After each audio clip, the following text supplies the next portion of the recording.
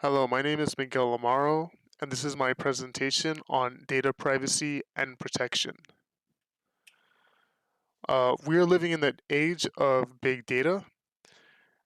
A lot of individuals have access to social media sites where they can like posts, share to their friends, share information about themselves, and overall connect with the world. This leads to a lot of information on individuals that is widely available. On top of that, we have also like e-commerce sites like Amazon, which also collects data on individuals and their shopping habits and trends. Um, the thing about this vast amount of data is that it allows for machine learning techniques to be more viable, to have more data to train their models on, and be able to learn trends. And this is very valuable for organizations as they can now create targeted advertising and figure out what uh, users they can target their products towards.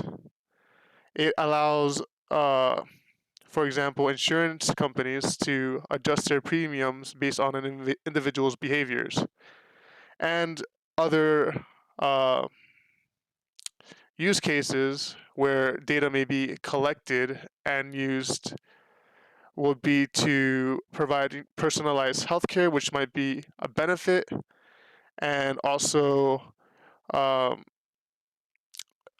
targeting voters or voter groups to send political campaigns and political messaging.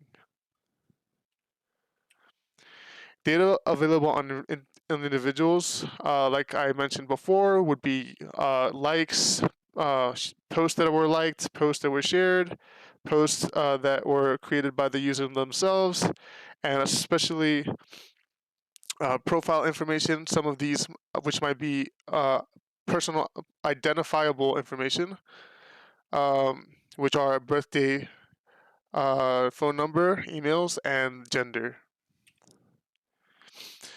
Data mining models are not perfect.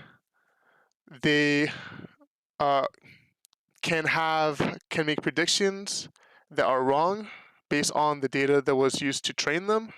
Some of that data may not be holistic, and they might not include uh, underrepresented populations, which leads to the use of these systems may create results that might affect these underrepresented populations negatively. And so, for individuals who choose to have their information available online, these organizations who have access to them uh, should be held accountable to use these information in their systems in a responsible way, making sure that uh, you know all groups, especially underrepresented groups and minorities, are not negatively impacted by their systems. And some of these errors might be sampling error or selection biased.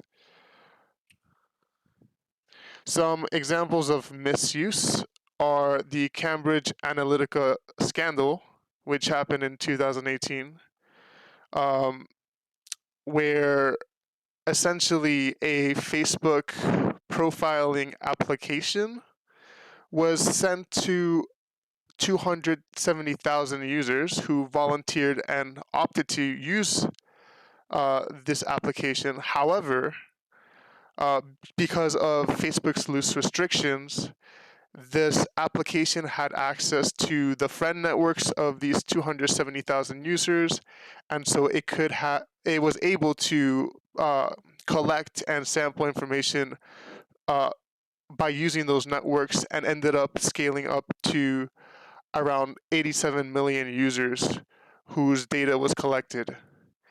Um, Essentially, this is a political consulting firm using machine learning technologies to provide targeted campaign advertisements. Um, and besides the 270,000 users who opted to use this personality quiz, the rest of the users had their information collected unknowingly, which presents an ethical dilemma.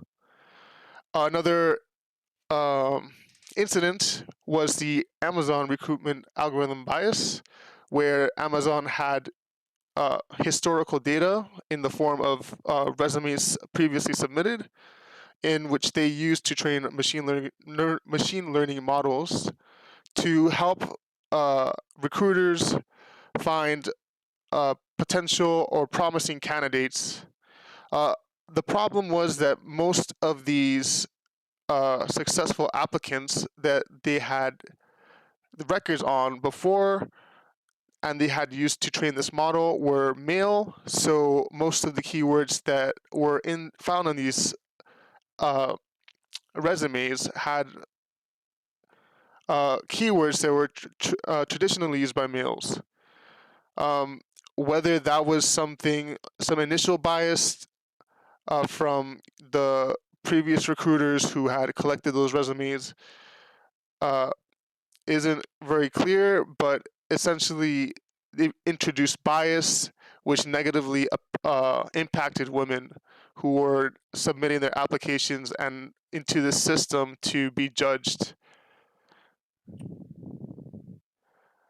Some ethics that are considered when it comes to data privacy are Kantianism by Immanuel Kant, is a philosopher, and he emphasizes the importance of autonomy and respecting the autonomy of others.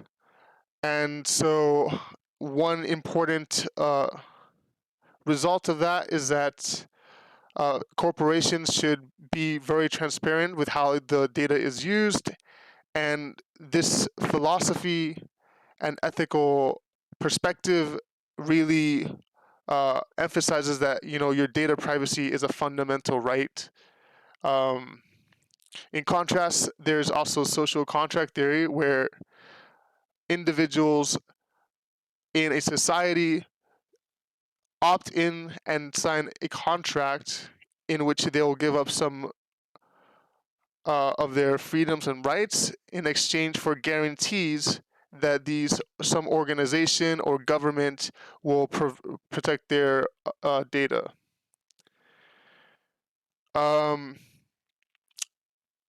some caveats in this theory is that these organizations and governments should be accountable for any breaches if any of the data gets leaked, and also these individuals must sign a contract, acknowledging that these rights, uh, the rights that they give up and freedoms that they give up, will be promised with these guarantees and protections. Um, in the global arena, we got in the United States a preemptive approach and a very disjoint approach at that, where there are several laws in place protecting different sectors. Some of them are, as listed, the Fair Credit Reporting Act and the Graham-Lie-Blaisley Act. So, in essence, there isn't a single law protecting all forms of data privacy. There are different laws in place, which is not as robust. Comparatively, the European Union has implemented the General Data Protections Regulations, which is a single set of regulations that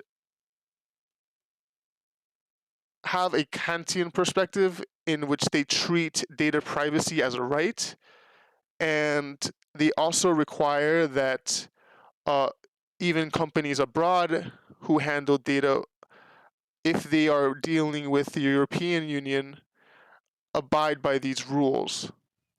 So essentially the the approach is that these guarantees provided by the general data protections regulations follow the data even if it's transferred out of the EU. As for other countries, they are still there are 137 countries with regulations and out of 194 countries, which means there's still a pretty good amount of countries which don't have any legislation in place for protection of privacy. The rights given by the General Data and Protections Regulations are the ability to request and be ensured that your data is erased, the ability to have your data corrected. Transparency is also important. Breach notifications is also important, and the privacy policies that are given to users by companies must be legible and easy to understand. The EU regulations have influenced some countries and states. For example, in California, the California Consumer Privacy Act was enacted a month after the General Data and Protections Regulation and was largely influenced. And some people say that it even mirrors it.